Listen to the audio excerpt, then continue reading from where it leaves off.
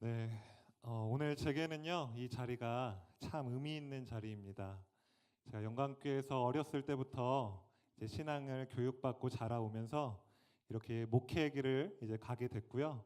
그리고 오늘 처음으로 사랑하는 영광교회 성도님들 앞에서 이렇게 하나님의 말씀을 전하게 되었습니다.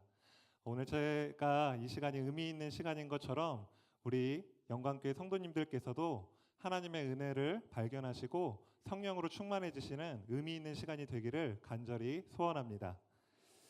저는 오늘 사랑의 강구라는 말씀 제목으로 성도님들께 말씀을 전하려고 합니다. 성도님들께서는 산삼을 직접 보시거나 드셔보신 적이 있으신가요? 이 산삼은요, 그 개체가 매우 적고 산 깊은 곳에 있기 때문에 발견하기가 여간 쉽지가 않습니다. 그리고 이 산삼에는 신체 노화를 억제해주거나 항암효과와 같은 우리 몸에 아주 좋은 효능들이 많이 있어서 그 가치를 매우 인정받습니다. 그래서 많은 사람들이요, 비싼 가격에도 불구하고 이 산삼을 찾는 것이 아닐까 생각이 듭니다. 그런데 오늘 우리가 함께 읽은 말씀 본문인 빌레몬서도요, 이 산삼과 같이 아주 귀한 말씀입니다. 이 빌레몬서는 딱 한 장밖에 되지 않아서요, 성경 전체 66권에서 찾으려면 여간 쉽지가 않습니다. 그런데 하나님께서는요, 이 빌레몬서 안에 하나님의 귀한 비밀을 숨겨 놓으셨습니다. 산삼에는 우리 육체에 좋은 효능이 있지만 이 빌레몬서에는 하나님이 우리의 영혼을 부욕해 하기 위해서 위대한 복음을 숨겨 놓으셨습니다. 오늘 이 시간 우리가 산삼을 캐는 신만이와 같이 말씀을 캐는 신만이가 되어서 빌레몬서 안에 숨겨져 있는 하나님의 위대한 복음을 발견하시고 영혼이 부욕해 되는 시간이 되기를 예수님의 이름으로 축복합니다. 먼저 이 짧은 편지에는요, 3명의 주요 인물이 나옵니다. 먼저는 편지를 작성한 발신자 바울이고요. 그리고 편지를 받는 수신자인 빌레몬과 이 편지를 쓰게 된 목적의 당사자인 오네시모라는 인물입니다. 바울은 로마에 있던 감옥에서 이 편지를 작성합니다. 바울은 그곳에서 아직 미결수의 신분이었기 때문에 비교적 복음 전파의 자유를 누리면서 이 오네시모를 만난 것으로 파악이 됩니다. 본래 오네시모는 골로새 지역에 살고 있는 빌레몬의 노예였습니다. 그런데 그는 주인을 배신하고 몰래 돈을 훔쳐서 로마로 도망쳐 온 것입니다. 아무래도 오네시모는 당시 제국의 수도였던 로마로 도주해 와서 새로운 삶을 시작하려고 했던 것 같습니다. 로마로 온 오네시모가 어떻게 사도 바울을 만났는지는 성경에 기록되어 있지 않기 때문에 그 경위를 분명히 알 수는 없지만 중요한 것은 어떤 경로로든 바울을 만나서 바울을 통해 회심을 하고 신자가 되었다는 사실입니다. 이제 바울은 로마 감옥에 있으면서 얻게 된 이 믿음의 아들 오네시모를 위해서 그의 옛 주인인 빌레몬에게 편지를 쓰고 있는 것입니다. 다시 말하자면 도망친 노예 오네시모를 빌레몬에게 돌려보내면서 선처해달라는 부탁을 하기 위해서 이 편지를 썼다는 것입니다. 우리 함께요 8절 말씀을 읽어보도록 하겠습니다. 빌레몬서 1장 8절 말씀 시작. 이러므로 내가 그리스도 안에서 아주 담대하게 내게 마땅한 일로 명할 수도 있으나 8절에서 바울은요 내게 마땅한 일로 명할 수도 있다라고 말하고 있습니다. 그 말은 즉슨 바울이 사도의 권위를 가지고 있기 때문에 빌레몬에게 오네시모의 일로 마땅히 명령할 수도 있다는 것입니다. 우리 1절 말씀을 보시면요 바울은 자신을 소개하는데요 그리스도 예수를 위하여 갇힌 자 된 바울이라고 자신을 소개하고 있습니다. 그런데 보통 다른 바울이 쓴 서신을 보면요 거기서는 그리스도의 예수의 사도된 바울이라고 이렇게 강조했는데 그가 왜 빌레몬서에서는 사도됨을 강조하지 않았을까요? 바로 그 이유는 이 빌레몬서의 경우에 편지를 받는 이들이 바울의 사도권에 대해서 전혀 의심하지 않았을 뿐 아니라 바울을 진심으로 존경하고 있었기 때문에 굳이 사도라는 호칭을 쓸 필요가 없었던 것입니다. 그리고 또 바울이 자신을 그렇게 소개한 것은 예수 그리스도를 위하여 갇힌 자 된 것을 자랑스럽고 명예롭게 생각했기 때문입니다. 우리 고린도후서 11장 23절과 27절 말씀을 제가 읽어드리도록 하겠습니다. 23절 하반절에 보시면요, 내가 수고를 넘치도록 하고 옥에 갇히기도 더 많이 하고 매도 수없이 맞고 여러 번 죽을 뻔하였으나, 그리고 27절에는요, 또 수고하며 애쓰고 여러 번 자지 못하고 줄이며 목마르고 여러 번 굶고 춥고 헐벗었노라. 이러한 바울의 희생적인 삶은 경건한 신자였던 빌레몬과 골로새 교회 성도들에게 아주 큰 감명을 주었을 것입니다. 쉽게 표현하자면 그들에게 바울은 위인과 같은 아주 존경의 대상이었던 것입니다. 빌레몬 역시 바울이 요구한다면 노예 하나가 아니라 여러 명이라도 기꺼이 포기할 수 있을 정도로 바울을 존경하는 사람이었습니다.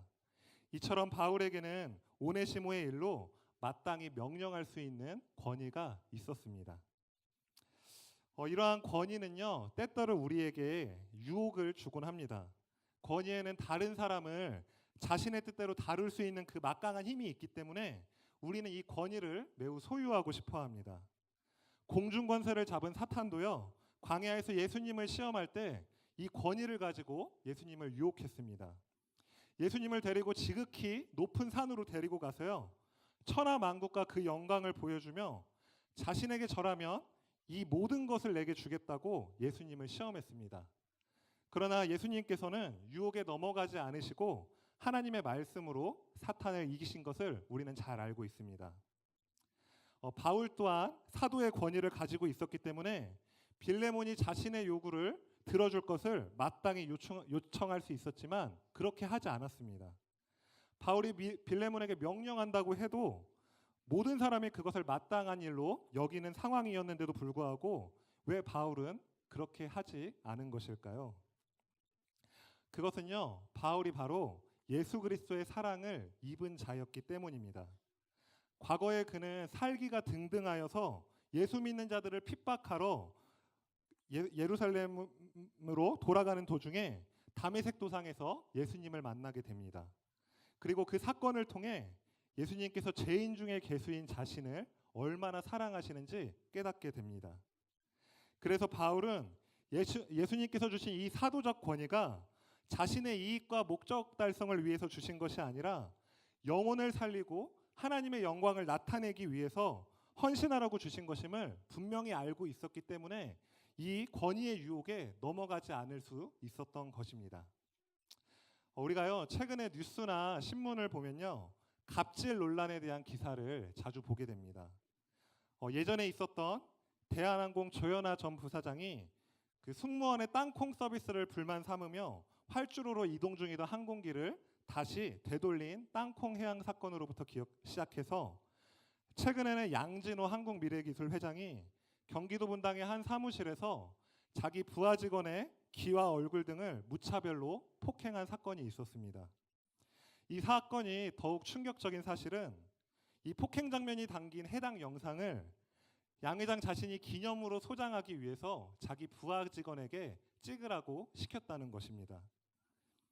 이처럼 자신의 이익과 목적 달성을 위해서 이 권위를 무차별로 사용하게 되면 아주 무서운 일들이 벌어지게 됩니다.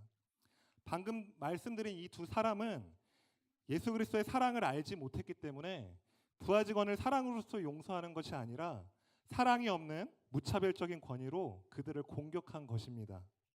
그러나 바울은 이들과는 정반대되는 모습을 우리에게 보여줍니다. 우리 함께요, 9절 말씀을 읽어보도록 하겠습니다. 시작.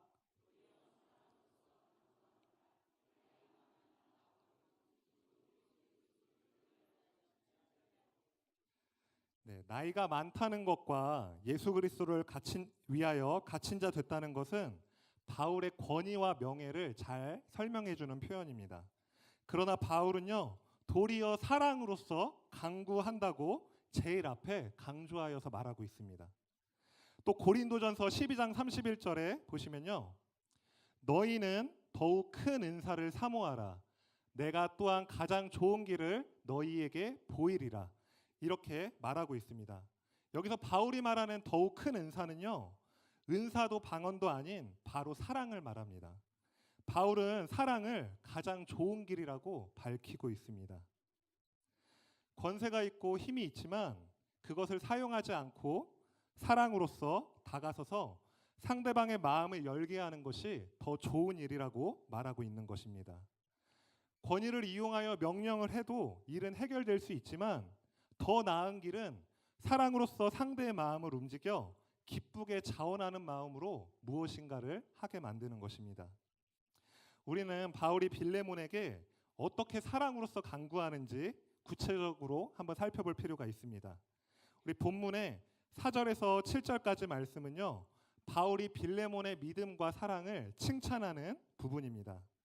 그 중에서 우리 6절 말씀을 보시면 내 믿음의 교제가 우리 가운데 있는 선을 알게 하고 그리스도께 이르도록 하느니라, 역사하느니라. 그리고 7절에 보시면요, 형제여 성도들의 마음이 너로 말미암아 평안함을 얻었으니 내가 너의 사랑으로 많은 기쁨과 위로를 받았노라.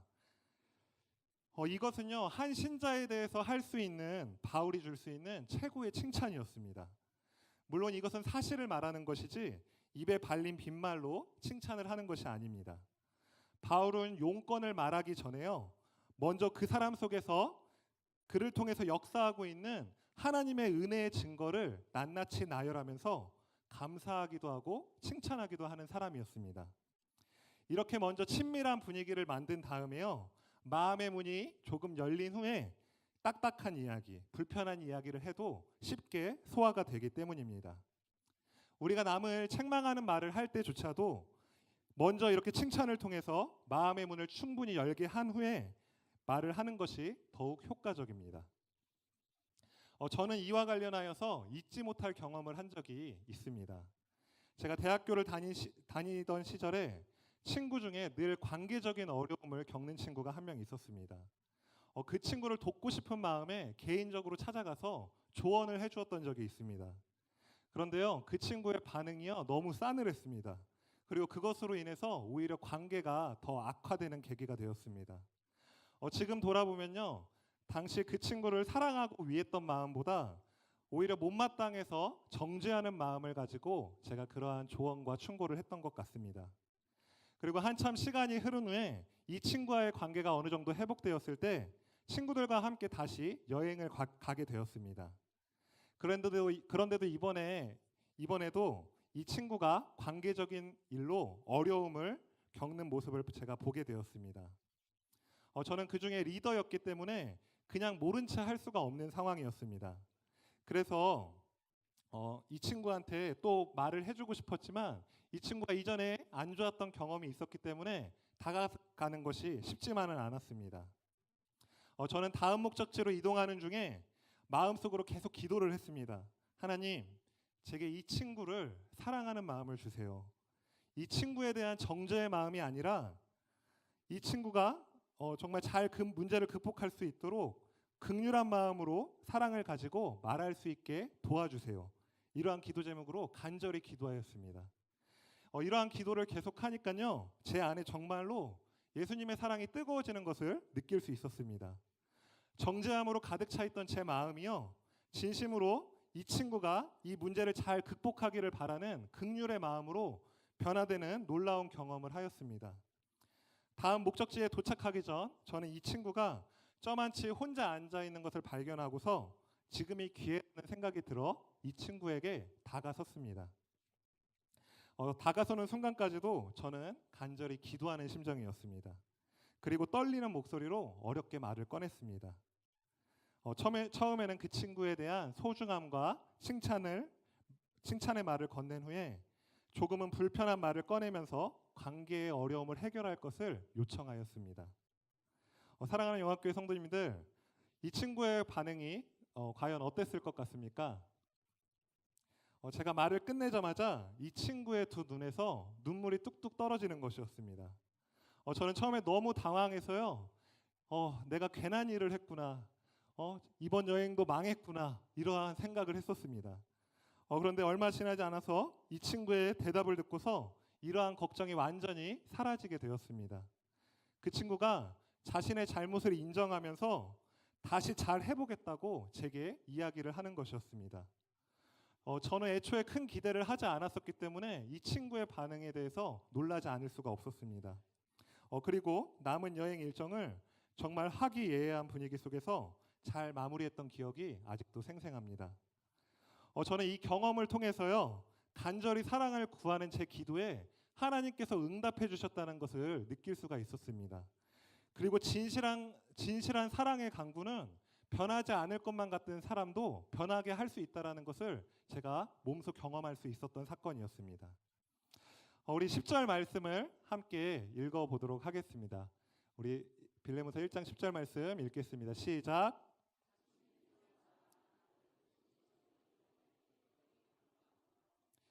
네, 바울은 이처럼 자신이 옥중에서 낳은 믿음의 아들 오네시모를 위해서 오로지 사랑으로서 간구하고 있습니다.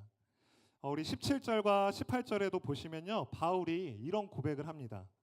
그를 영접하기를 내게 하듯하고 그가 만일 내게 불의를 하였거나 내게 빚진 것이 있으면 그것을 내 앞으로 계산하라고까지 말하고 있습니다.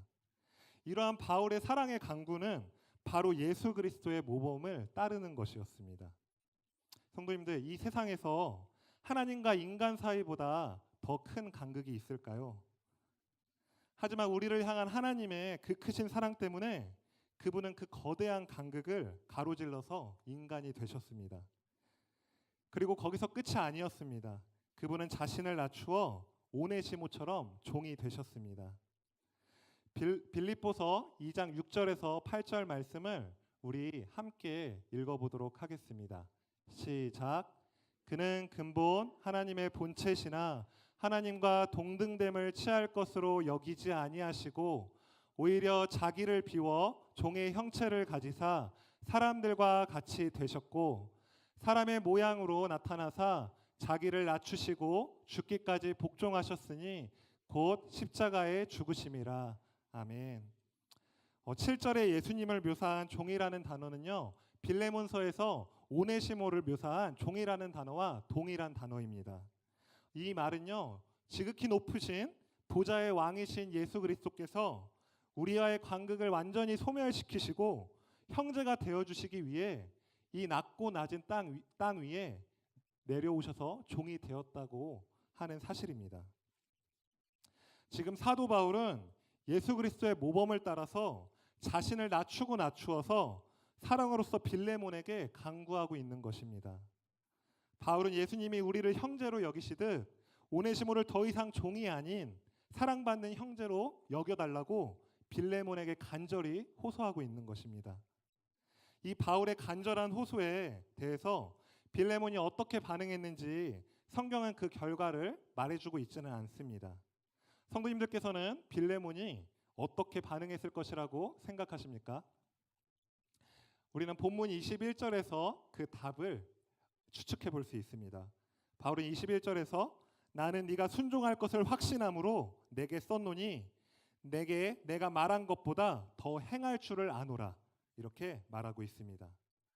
저 또한 바울이 확신하는 것처럼 빌레몬이 도망간 종이었던 오네시모를 진실로 용서하고 더 이상 그를 종이 아닌 그리스도 예수 안에서 한 형제로 대했을 것이라고 확신합니다. 바울의 사랑의 간구로 인해서 빌레몬 안에 있던 정죄의 마음이 긍휼의 마음으로 변화됐을 줄 저는 믿어 의심치 않습니다. 권위는 잠시 사람을 복종시킬 수 있지만 사랑은 완전히 사람을 변화시킬 수 있습니다. 권위는 잠깐 이 땅에서 명예를 누릴 수 있게 하지만 사랑은 저 천국에 가는 날까지 영원한 기쁨을 누릴 수 있게 합니다. 사랑하는 영광교회 성도님들께서는 권위와 사랑 중 하나님께 무엇을 간구하시겠습니까? 마태복음 18장에는요, 10,000달란트 빚진 자의 비유가 나옵니다. 어떤 임금이 10,000달란트 빚진 자의 사정이 딱해서 그 빚을 모두 탕감하여 줍니다. 그런데 이 종은요, 자신에게 100데나리온을 빚진 동료가 빚을 갚지 못하자 감옥에 가두어 버립니다. 당시 1데나리온은 하루 품삯 정도의 가치였습니다. 그런데 1달란트를 환산하면요, 6,000데나리온의 가치가 있었다고 합니다. 그러니까 쉽게 말하면 대략 50만 배 이상의 차이가 나는 그 빚을 자신은 탕감을 받고서 자신에게 빚을 진 동료의 빚은 탕감시켜주지 않은 것입니다. 이것을 본 주변 동료들이요, 그 임금을 찾아가서요 이 일을 다 말합니다. 그러자 다시 이 임금이 그 종을 불러서요 말합니다. 우리 함께 마태복음 18장 32절에서 35절 말씀을 한 절씩 교독해 보도록 하겠습니다. 이에 주인이 그를 불러다가 말하되 악한 종아, 네가 빌기에 내가 내 빚을 전부 탕감하여 주었거늘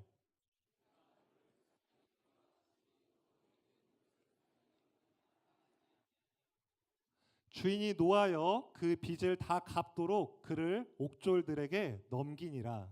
너희가 각각 마음으로부터 형제를 용서하지 아니하면 나의 하늘 아버지께서도 너희에게 이와 같이 하시리라. 아멘. 하나님의 아들이신 예수 그리스도께서요 친히 우리의 죄를 용서하시고 우리를 형제 자매로 부르셨습니다. 전능하신 천지의 창조주가 예수 그리스도 안에서 기꺼이 우리의 형제가 되어 주셨다면 우리도 당연히 서로를 형제 자매로 여겨야 하는 것입니다. 그래서 우리는 교회 공동체 안에서 서로 미워하거나 시기하고 질투하고 정죄해서는 결코 안 되는 것입니다. 그러기 위해서는 우리 안에 이 사랑의 강구가 넘쳐나야 합니다. 이 사랑의 강구는 전직 유대인 랍비였던 바울과 이방인 노예주인 빌레몬과 도망친 종 오네시모, 이렇게 다양한 부류의 세 사람을 그리스도 안에서 한 형제가 되게 하였습니다.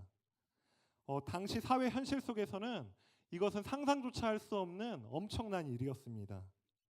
이처럼 사랑의 강구에는 불가능한 것을 가능하게 만드는 힘이 있습니다. 모든 것을 변화시키는 능력이 있습니다. 그리스도인들을 박해하였던 사울을 오늘 이 서신자의 바울로 변화시켰고, 무익한 존재였던 오네시모를 유익한 존재로 변화시켰습니다. 이 은혜의 내용을 아주 잘 표현해 준 찬송가 가사가 있습니다. 내가 예수 믿고서 죄 사함 받아 나의 모든 것 다 변했네.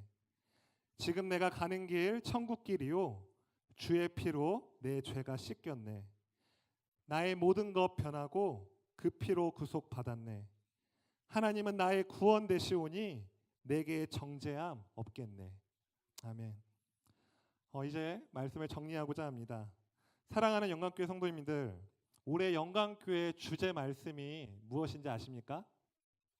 네, 이 현수막에도 나와 있는데요. 바로 요한삼서 1장 2절 말씀입니다. 우리 함께 읽어보도록 하겠습니다. 시작.